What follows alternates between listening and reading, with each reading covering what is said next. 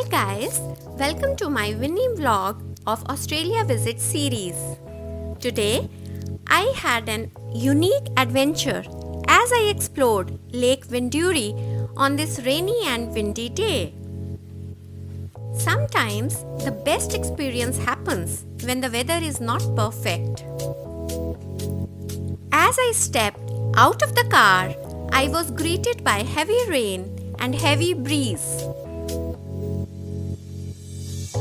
The raindrops were creating mesmerizing pattern on the surface of Wendouree Lake.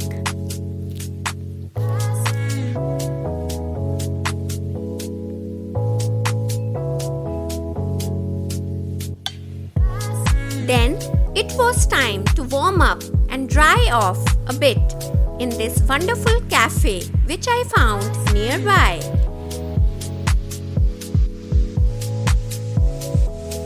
I enjoyed a hot shot of coffee there.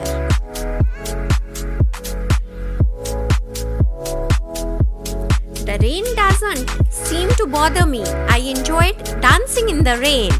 Thanks for joining me on this wet and windy weather.